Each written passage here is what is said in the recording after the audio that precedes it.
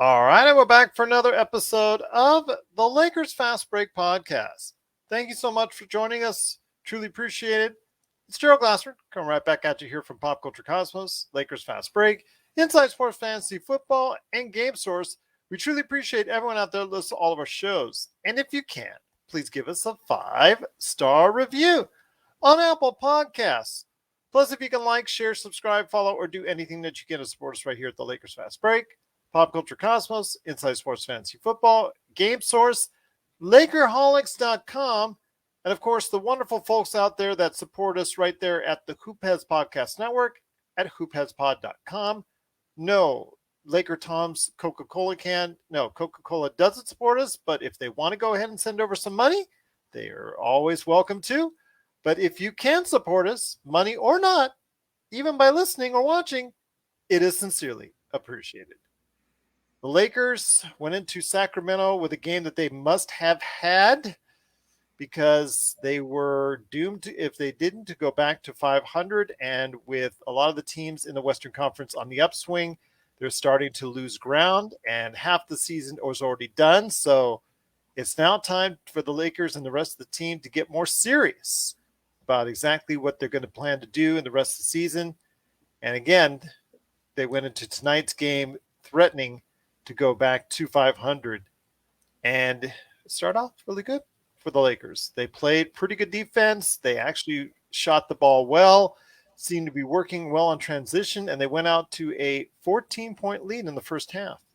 But the Lakers, unfortunately, their defense in the small ball situation right there couldn't really get the job done because their defense just collapsed after about 3 minutes left in the second quarter and just started to erode from there as the layup line began for the Sacramento Kings as they scored 70 points in the paint as opposed to the Lakers 42.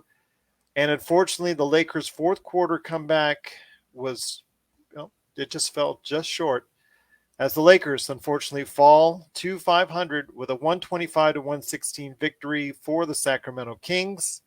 And here today to talk about the game, the very disappointing defense, the normally things you could say about Russell Westbrook keeping both teams in the game, but unfortunately, I think Russell has a good excuse today, and I'll explain why a little bit. But LakerTom is here from LakerHolics.com, and LakerTom, Russell Westbrook aside, and we'll just put him on the side right here for you because he had an awful game today. But there are reasons why I think that people need to give it a rest today as far as the divisiveness. But with everything else out there, you got a good game from Monk. You got, even though he didn't shoot well from three, a good game from LeBron. Austin Reeves played good on both ends of the floor, but outside of that, they just couldn't get it done as the defense just really after the second quarter, halfway through, you just saw the holes started opening up for the lanes for the Sacramento Kings just to start the layup line, and it just got it kind of eroded just from there. It's some teams have matchup situations that just seem to be hard for the Lakers to handle, and the Kings are obviously in that situation. The problem with the Lakers still is that, especially with Melo out tonight, that you've got three of your top 7 players missing. And the Kings scored 96 points as starters. Everybody was in double figures. We had 2 guys in double figures, LeBron and Monk. The other 3 guys have put in 16 points. Nobody could even hit double figures. If it weren't for a great performance from Reeves, we wouldn't have even been close enough to get to the game, and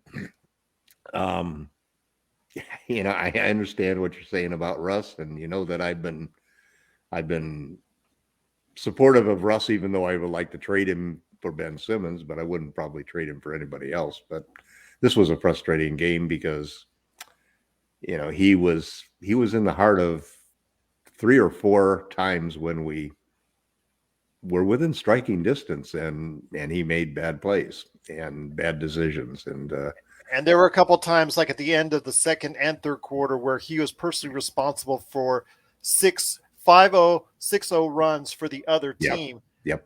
I do want to say, though, normally I would be on my vengeance in regards to this because, I never wanted Russell Westbrook on this team from the get-go.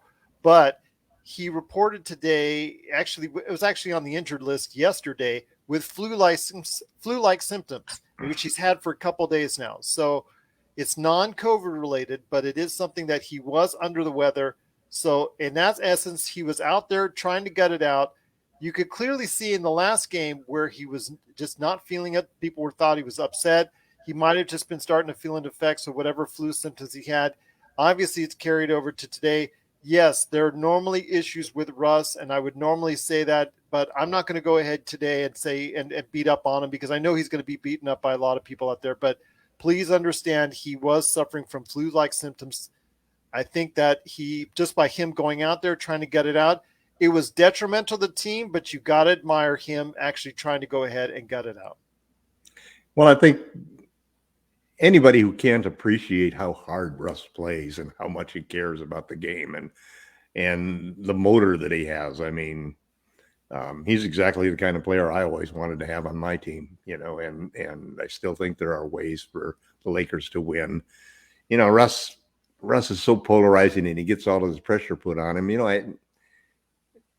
He obviously cares about this thing. I mean, for example, you look at how could he have 2 games without any turnovers? When he's had, like 6 years or something like that since he had games with turnovers, and he has 2 of them in the last 4 games.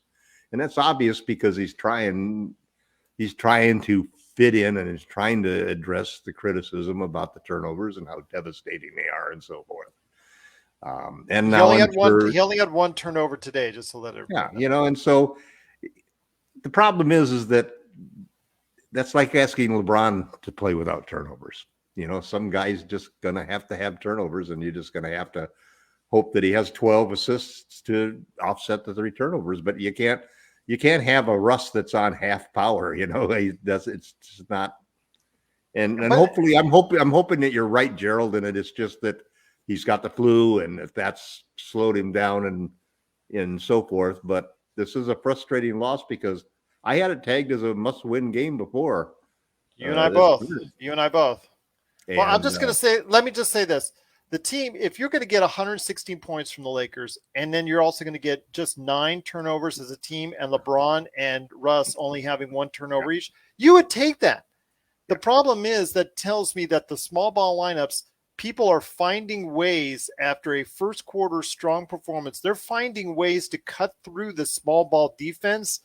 And that's the problem I have. The perimeter defense, which I've told you from the start was an issue. You could see it because constantly Fox, Halliburton, they were getting around the perimeter players. Reeves is trying hard, but still they're getting around the players left and right and just creating lanes, open lanes, where they either go ahead and take it to the hole themselves or dish it off right there for Bagley or someone else to get an easy layup. Yeah, for me. I've said this over and over that our greatest need at this point in time defensively is a rim protector, and everybody's sitting there saying, "Yeah, we've got one. His name is Anthony Davis, and he's going to be back." But I think we need more than that. We need to have either look at the starting lineup disparity. We were outscored by 24 points in the starting lineup. Now that's one hell of a load to put on your bench to say, hey, you guys got to get us 25 points or we're not going to win tonight. No. You can't do that. And I understand that Frank loves Avery Bradley. And I understand that Kendrick Nunn is not playing. And I understand that, that he wants to have defensive players in there, and he wants players who understand his system, and those players just can't get into the lineup yet, which really puts a load on the Lakers because you can't say, I can't even in my most optimistic vein say that the Lakers are favored to win the championship this year. There's probably 3 or 4 teams that are more likely to win than we are at this point in time. And that's even if I have all of the optimistic things like we don't have anybody getting injured and the guys that are injured get back and are healthy. You have to have such a perfect storm at this point in time in the season, and as well as the other 4 top teams in the West, who are all 4 better than the Lakers, and all 4 could be better than any of the teams in the East. I think the Grizzlies have proven it. The way that they've came out and played, they won 20 games in since Thanksgiving. The closest team to that was 15 games. Yeah. They're 20-4. It wasn't a fluke that they beat us, Maybe it was more of a fluke that we were close enough to have possibly won that first game against them. And then you look at the Warriors. The Warriors are going to be the favorites. And then you've got the Suns, who we're having a real problem handling ever since that one injury for Anthony Davis in that situation. And we'll find out how good we do against Utah. But, that's a tough matchup. There's 4 teams above us that we're going to have to get better to beat. And right now we don't have the tools for that. And it comes down to, can we make a trade? Because what we have right now is not good enough. Even with the guys that are missing, is not going to be good enough to win a championship this year, in my opinion. We need to make a move. It's not going to be easy, but there are ways of doing it. And one of the good things is there are quite a few players out there who could really help us. While there's a lot of competition for those players, there's also a lot of people who are maybe not looking for exactly the same thing the Lakers are. I'm hoping that the Lakers are deciding, if they watch what's happening with the small ball situation, that the best thing that they can possibly do really is to trade for Miles Turner so that they can play super big, too big ball that Frank wants to play, or they can play the small ball or the micro ball with LeBron at the center. They've got all of these options. And I still think that there are teams and matchups where it's going to be difficult for us to play small ball and micro ball only. I think you've got to be able to be versatile enough to go at both ends. And the centers that we have right now on this team, backing up Anthony Davis, aren't the kind of players who are going to be able to start in any situation or stay on the floor in any situation. So we have to make some changes of the lineup and roster. We've got to get bigger, and I think we should get bigger at the center position as a priority, as long as it's a modern stretch 5 center, over getting a power forward. Because I think our power forward is Anthony Davis. And I think in the end, Anthony Davis wants to play the 4. Frank wants to play 2 bigs. And all of these things that are showing that is happening to us where we're getting killed in the paint. I mean, we did get close in the rebounds, but we got killed in the paint. It's because of size. It's that simple. It's that simple indeed. But once again, the Lakers did fall with even after a fourth quarter charge that made it close. Unfortunately, they did lose 125-116. Before we had an out, LakerTom, the divisive individual. Everybody talks about how Russell is so divisive. LakerTom is divisive. On YouTube, they absolutely love you. They're always on point, Bash says, on YouTube and on one of your recent videos. And then you go to Twitter. Oh my gosh, Twitter just roasts you alive every single time that you go ahead and post something on there. So, well, you know what it is a lot of the time, Gerald, is that the YouTube crowd loves you. The Twitter crowd doesn't. It's the fact that there's a difference between trades that I propose versus trades that I'm just, let's say, there's almost no trade proposed for the Lakers that is not newsworthy, unless it's from a totally unreliable source. That's not newsworthy enough that I'm going to retweet it and put it and post it in Lakerholics.com. And so that's the same thing that you do when you look at the trade. Listen, I will admit to having put together some crazy trades because I love nothing better than something that's out of the box.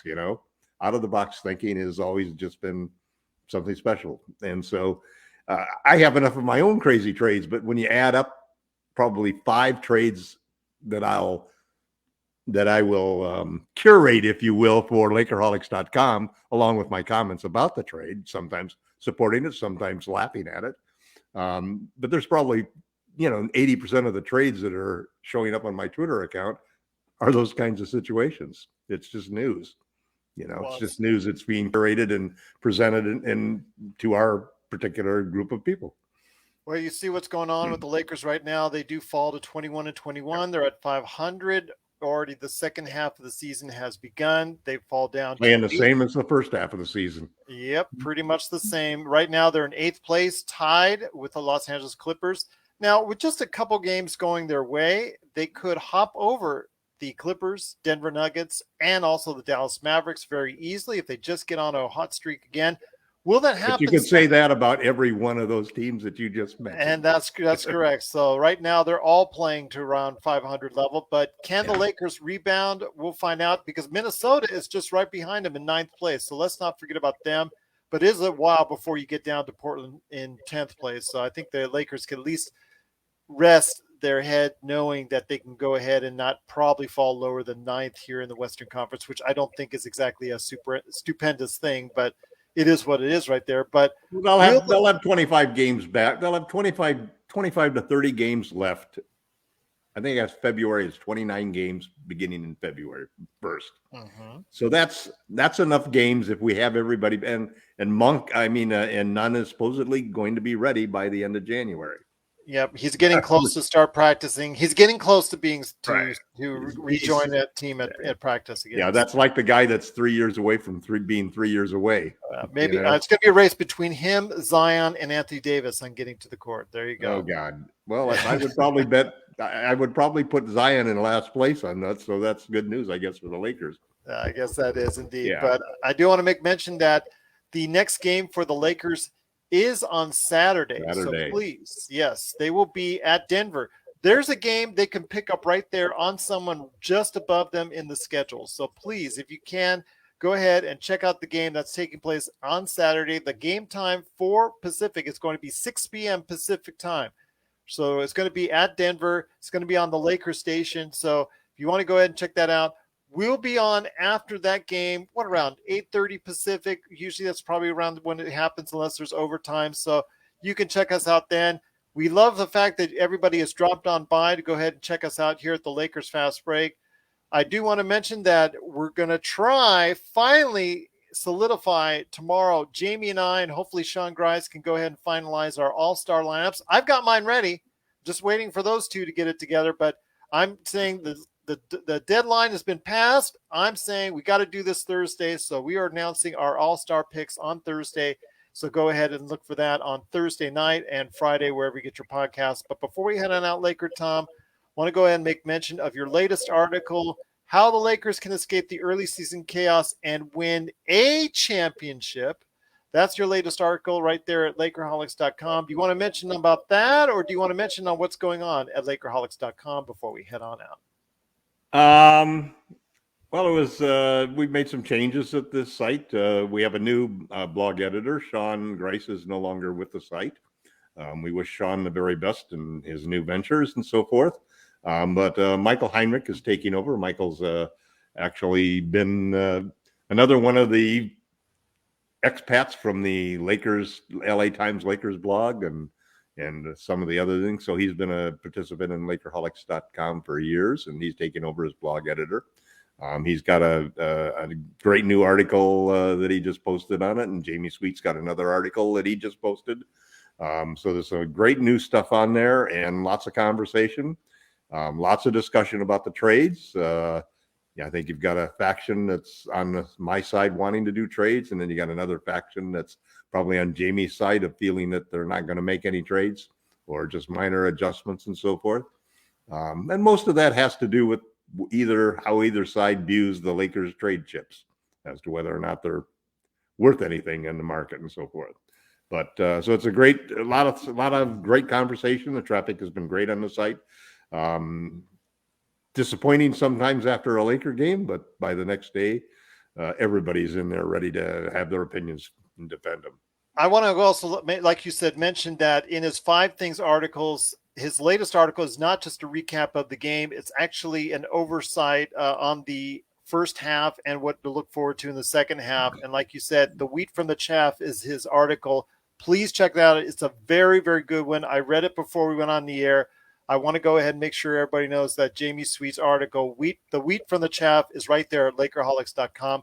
I'm going to say in between both. And I know that's a scapegoat. That's an easy way out. But I'm going to tell you that the Lakers are going to try very hard to get a trade done. But the problem is with the play-ins now, and now you have 20, 22, 24 teams that now think they can go ahead and make the playoffs. It is very hard to find the right trade partner per se than what you could maybe 3 years ago, because you just have more teams that think they will have a chance to go ahead and get into the playoffs. So that's more what makes it buyers and harder. fewer sellers. Exactly. That's what I was saying right there. So it's going to be harder for the Lakers to pull off a trade. I'm not saying they can't get it done. They need to get it done personally. That's fact. I said that at the beginning of the season. I said that I thought the reason why the Lakers are going to go all the way is because they were going to have that one magical acquisition that was going to put them over the top. Rob hasn't made a trade in the midseason since he's unfortunately, that's got to change right now, because I you see think this so too. team, even when they're healthy, they still need some help. But you know what we're going to do about that? Well, not only that, the other thing that people don't think about is how it affects the summer. Yeah. It's one of the reasons that you go into. We only have 2 trading chips. One of them, none, is going to be a free agent. So when summer comes, we're only going to have 1 trading chip, THT, if we don't do anything. And his only worth $10 million. That means it's very hard to flip him for anything. And we got nobody to put with him except for Russell Westbrook. If you were going to trade Russell Westbrook in the summer, might be pretty smart to think about trading him now, because it's a prorated season and you've already paid half of the salary for whoever's going to trade for him. Yeah, but Russell Westbrook's contract becomes so much more valuable next year because it'll be his last season, and 40 plus million coming off the book. And what the Lakers will do is they'll say, Russ, why don't you opt out, give up that $47 million, and we'll give you $100 million over 4 years. Oh my dear God, Lord help me! You want to give me a heart attack? You're the one that's had heart attacks. You want to give me the heart attack? You know why they'll do that? They'll do that because they want to get hard capped, and that's the only way they can be hard capped. Because if they're hard capped, they can then offer Malik Monk $10 million a year versus 6. And they can match that. Will probably sign him for long term. But that's going to be the top priority. That's going to be the top priority. It's getting to be the top priority as we go along. Then why don't you float that out there with Russell Westbrook being re-signed for 4 years, $100 million. See how that floats at LakerTom on Twitter. Let's see how that floats. I want to see. I didn't say I was supporting that. I said that. Okay. There's no other way for the Lakers to get more than $6 million offer for Monk. Yeah. There is not. You can't. It's financially impossible. And there could be the issue there. But if Monk wants to stay, maybe he'll work. But they can go. They can do the non-taxpayer, the full $10.2 million MLE on him, but it'll hard cap him to do that. What if he goes and just does a handshake deal? Okay, I'll take the $6 million now with wink and $11 million next year. Yeah, well, that's what I'm saying. You could sign him for. You could just do the wink, wink, nod, nod. My gosh, something behind the scenes. But somebody's going to offer him. Somebody's going to offer him somebody's going to offer him $30 million. Yeah, well. And then you're going to say, Malik, just leave that $30 million behind. We will give you $6 million. Well, they can't. Promise to give you $11 million the next year, and then we'll give you. We'll make up the difference. I mean, but the thing is, I know he's grateful for being a Laker, but he's not that grateful. Going from 6 to 10 million isn't going to do much good if he is going to be offered $30 million. So we'll wait and see. No, he'll be offered $10 million a year, 3 years at $30 million. That's where I think he'll be offered more. I think he'll be more than 10. Yeah, the way he's playing right now. Yeah. Well, I mean, look at tonight. If he played the rest of the year the way he's played in the last 7 since he started, yes. I mean, even if if he does that, then maybe we should trade. Maybe we should give Westbrook to somebody. Give Westbrook away to some team that. Yeah, there isn't any team that will take him, but Oklahoma City isn't that nice. You got to throw a whole bunch of picks with that, but yeah, right. And Monk did a great job today. 6 of 9 from 3, 22 points. Austin Reeves, your guy, did a great job. The only one on the defensive end you could say did anything defensively. He is. Put some weight on that boy, and he's going to be deadly, man. He just gets pushed around underneath there, and he obviously is not getting the calls. But he's making some great plays on defense. He knows how to strip the ball. I love that dunk that he got on a pass from LeBron, and he did that right after missing a three. The one thing about the kid that is so different from Alex Caruso, because they really are different type of players, although they both are the plus minus favorites. You know, they really rank good in that sense. But what he does is he's a shooter. He'll be a volume 3-point shooter on the Lakers, and at some point in time, he's the guy who should replace Bradley in the starting lineup. Well, then you got a 6'5" guard, you know, that plays defense right next to Russ. Well, we'll see what happens. Maybe that will be the case, but it's looking more and more like the Lakers need some type of change because they're back down to 500 after another disappointing loss, 125 to 116. We will be back for sure on Saturday night after the game against Denver. I'm looking also forward again to going ahead and announcing our all-star picks for myself, Jamie Sweet, maybe Sean Grice. We'll see what happens on Thursday night. Don't forget mine. Yours is already there, so people want to go ahead and check out that. Just make sure when you were comparing who picked who that. Well, yours was outside of Bam Adebayo. Everything else yours was pretty solid. I think Bam just hasn't been in any games. He probably won't be in about 30. But you should compile all four of them together and come up with the Lakers fast break. Lakers fast break all-star picks. Well, you said you were going to post them at LakerHolics.com. Well, I'm still waiting. No, but it's a Lakers fast break all-star picks. Okay, well, fair enough. We'll mention that tomorrow. I'll go ahead and I'll write down, since you didn't type them on LakerHolics.com, I'll write them down from our episode. Pile them up and let's see who together as we vote. Most of them are pretty much automatic. I mean, most of our arcs will always bleed over together. It's just the tail end of the rosters, I think, is where we'll disagree. But again, we'll find out more about that tomorrow because we're definitely going to go ahead and announce that. But for LakerTom and I, we'll be back on Saturday after the game at Denver. Looking forward to a Lakers win that will get them back on the right track, hopefully get them back up in the standings, and we'll see if that happens on Saturday night right here at the Lakers Fast Break Podcast. Thanks for watching, everyone.